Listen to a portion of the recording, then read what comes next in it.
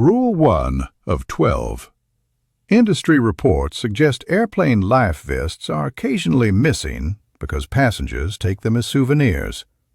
For Lucas, a 34-year-old teacher from Austin, this was a source of anxiety. He boarded his flight at Austin Bergstrom International Airport, feeling uneasy. He buckled his seatbelt and reached down. His hand felt nothing but cold air. He fumbled. He searched. Nothing. Here is the problem.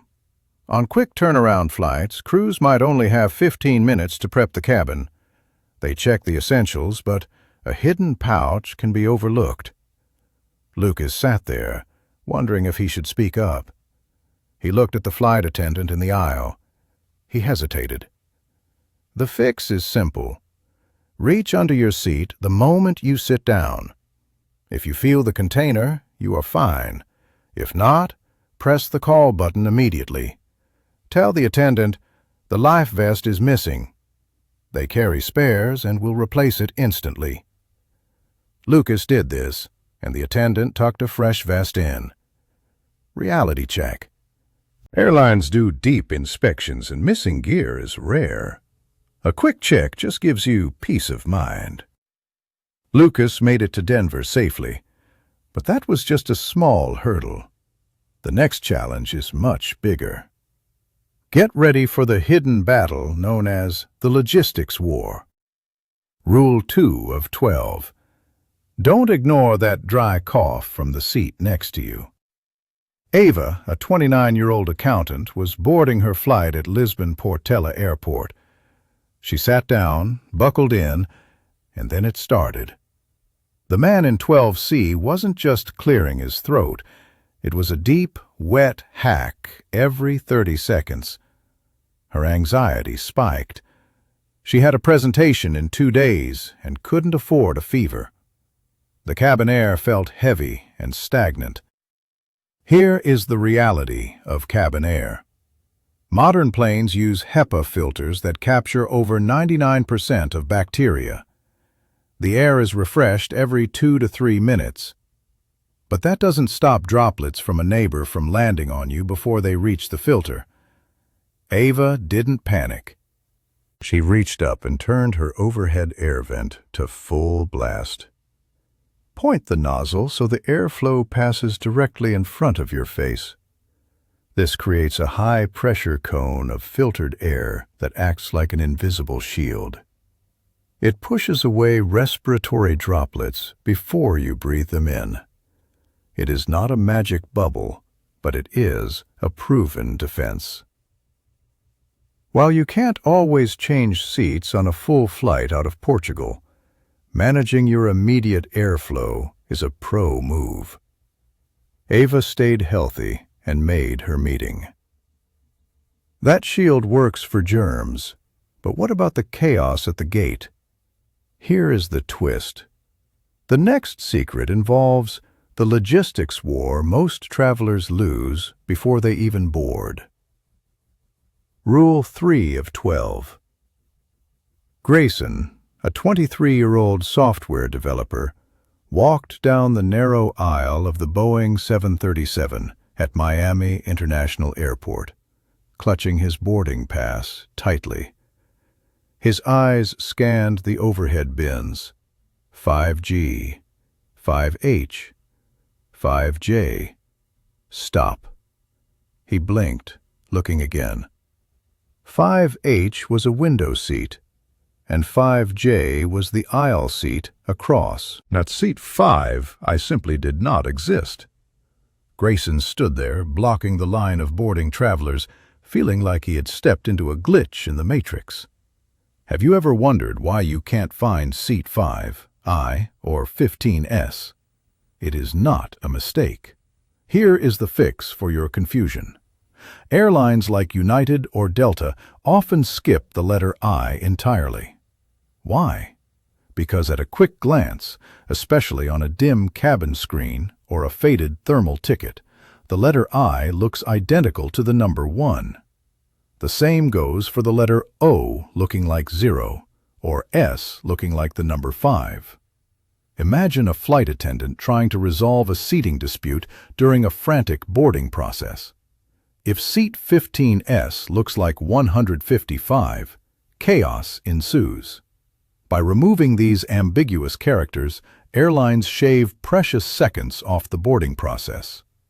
It is all about visual clarity for the crew and the scanners. Reality check. While most major carriers follow this logic, some budget airlines might still use the full alphabet. Always double-check the digital seat map in your app before you board. Grayson eventually found his actual spot 2 rows back. You are not crazy. The plane is just designed for speed. But what happened next shocked even him. Wait until you see how they handle the actual weight of the plane. Rule 4 of 12. Ever wondered why seasoned travelers ditch their carry-ons 3 rows before they reach their seat?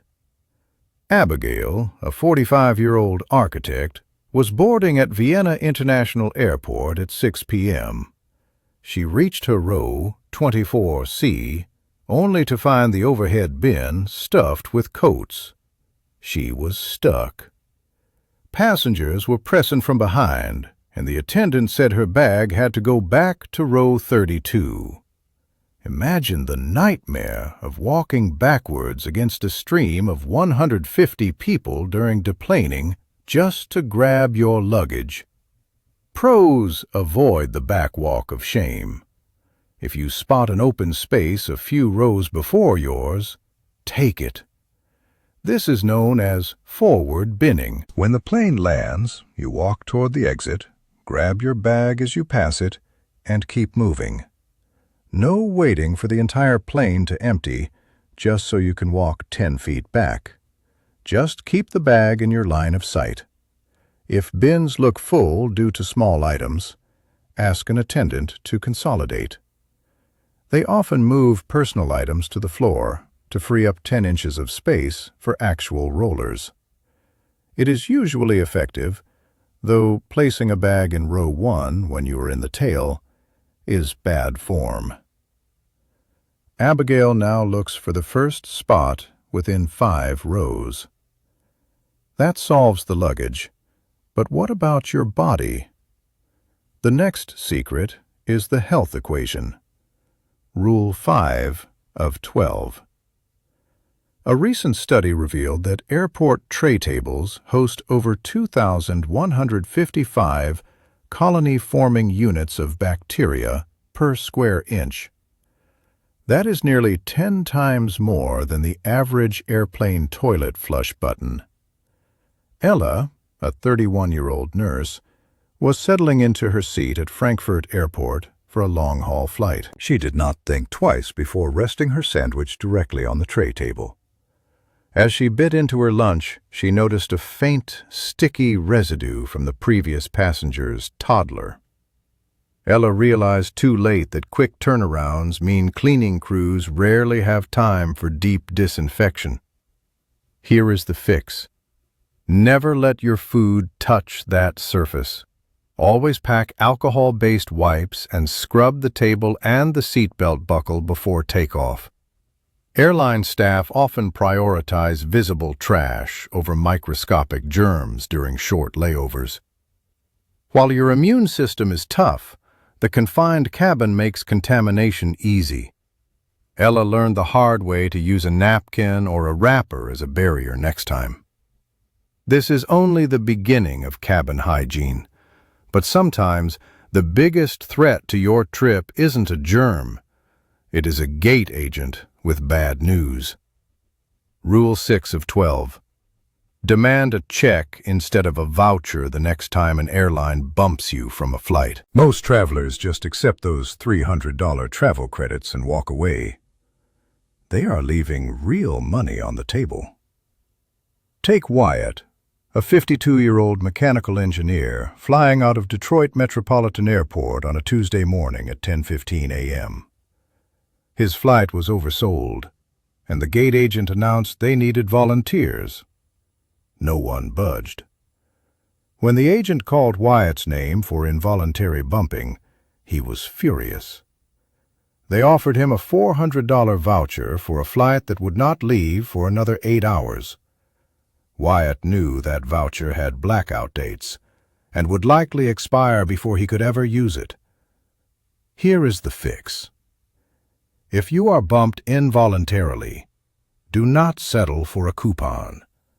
Say these specific words. I am requesting my denied boarding compensation in the form of a check. Under Department of Transportation rules, specifically 14 CFR, if the airline cannot get you to your destination within a certain window, you are often entitled to cash. We're talking up to 400% of your one-way fare, capped at roughly $1,550. Reality check. This only applies if you have a confirmed reservation and checked in on time. Wyatt stood his ground, got a check for $1,300, and caught the next flight home. Now that your wallet is safe, let us look at your physical well-being. Rule 7 of 12. Leo, a 38-year-old photographer, stepped off his plane at Orlando International Airport after a 4-hour flight from Phoenix. He felt like he had just run a marathon. His head throbbed, his skin felt like parchment, and his brain felt wrapped in cotton. It wasn't just the lack of sleep. Most travelers blame jet lag for this zombie feeling, but the real culprit is the cabin environment. High-altitude air is bone dry, often hovering below 10% humidity. That is drier than the Sahara Desert. Your body loses about 8 ounces of water every hour just by breathing. By the time Leo reached Florida, he was nearly a quart low on fluids. Plus, lower oxygen levels at 8,000 feet make your heart work harder, triggering that heavy lethargy. The fix is simple. Start hydrating 24 hours before you fly. Don't just drink plain water. Add an electrolyte tablet to your bottle. This helps your cells actually hold on to the moisture. During the flight, do seated calf raises every 30 minutes to keep blood from pooling in your legs. This move keeps oxygen moving to your brain. Reality check. You are still in a pressurized tube. You won't feel like you just left a spa, but you will avoid the long recovery. Leo tried this trick and walked off the plane ready for dinner. But physical health is only half the battle. Next, we uncover the hidden space in your seat. Rule 8 of 12. Have you ever sat down in an airplane seat and felt like your legs were being crushed by a closing trash compactor? It is a common frustration for travelers like Mila, a 27-year-old journalist. Mila is 5 feet 10 inches tall, and on her flight through Pittsburgh International Airport, every single inch of legroom felt like a luxury. As she buckled in, her knees were already digging into the hard plastic. But the culprit wasn't just the seat pitch. It was the stuff. The seat back pocket was bulging with a thick safety card, a heavy catalog, and a crumpled water bottle. Mila realized she was sacrificing nearly 2 inches of precious knee space to a pile of paper. Stop. Here is the fix. Before you settle in, clear that pocket. Move the magazines and unnecessary items to the overhead bin. By emptying the pocket, you instantly reclaim about 2 inches of space exactly where your knees need it most. It sounds minor, but in a cramped cabin, it is a game changer. Mila cleared her space and finally felt some relief. Reality check. This won't turn economy into first class, but it makes a long flight bearable. Ready for more? The next secret is about a button you never knew existed. Rule 9 of 12. 90% of passengers assume the aisle armrest is a permanent wall, but that is actually a myth. Violet, a 56-year-old real estate agent, was flying out of Los Angeles International Airport on a fully booked flight. She sat in 14C, feeling pinned against the hard plastic barrier. For 2 hours, she struggled to shift her weight, and every time she needed to get up, she had to perform a clumsy hurdle over the side. The solution is literally at your fingertips. Most aisle armrests feature a hidden release trigger. Reach under the armrest near the hinge where it meets the seat back. You will find a tiny button or lever hidden from plain view. This is a safety feature meant for emergency evacuations and assisting passengers with limited mobility. Press it, and the armrest swings up freely. When Violet finally found it, she gained nearly 3 inches of hip room and a much easier exit. Reality check. Flight attendants will strictly require the armrest to be down for takeoff and landing. Don't leave it up during beverage service, or you will block the cart. It worked for Violet, though, making her long haul feel half as long. Knowing the hardware is one thing, but the real power lies in understanding the crew. Rule 10 of 12. Notice the way the cabin crew looks at you during boarding. When Sebastian, a 32-year-old graphic designer, boarded his flight at Milan Malpensa Airport, he flashed a tired smile at the flight attendant. He thought they were just being polite. He was wrong. Sebastian didn't realize that the 5-second hello is actually a critical security assessment. Crew members are trained to identify what they call ABPs, or able-bodied passengers. They check for physical fitness, sobriety, and those likely to follow instructions in an emergency. If you look strong enough to move a heavy exit door or calm enough to help others, you are being mentally tagged as an asset. Stop. They also look for red flags. If Sebastian had been stumbling or smelled of alcohol from a pre-flight drink at the terminal, he might have been flagged as a safety risk. They even check your hands. Are you gripping your bag too tightly? Are you hiding something? It is a rapid-fire screening process disguised as hospitality.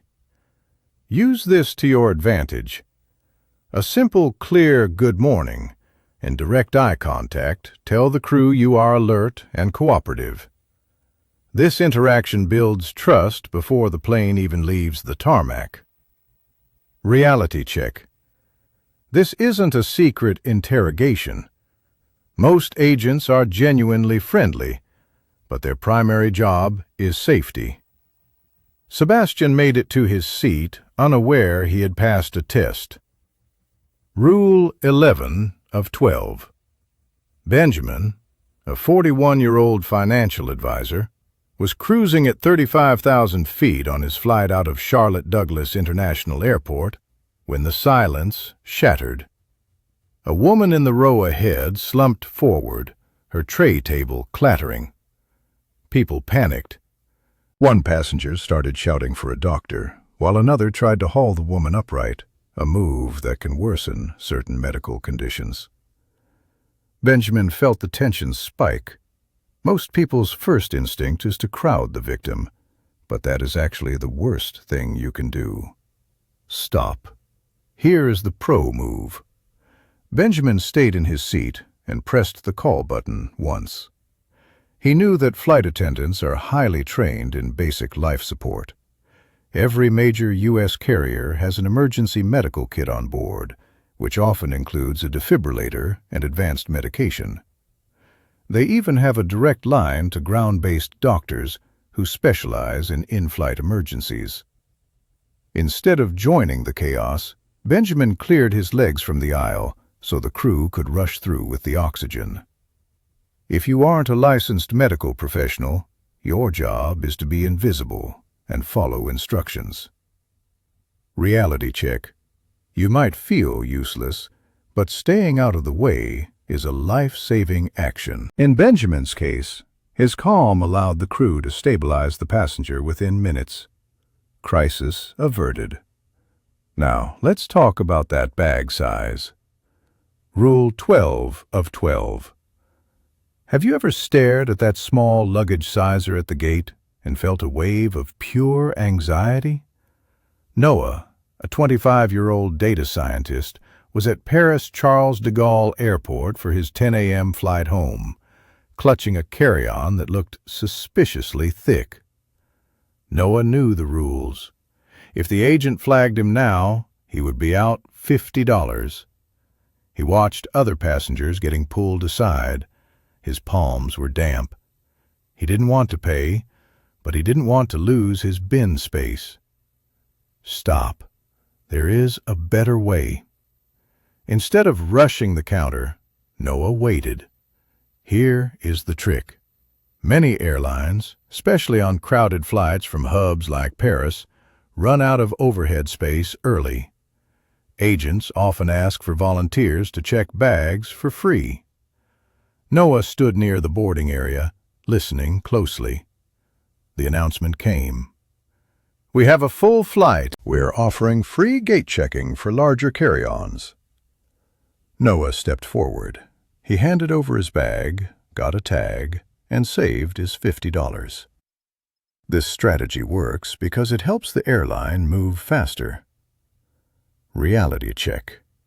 This isn't a guarantee. If the flight isn't full, you might still get hit with that fee if your bag is huge. But on a packed 787, it is a gamble that pays off. Now you know the 12 secrets that flip the power back to you. Travel isn't about luck. It is about preparation. Knowledge is your boarding pass to luxury. Subscribe to claim your seat for the next trip.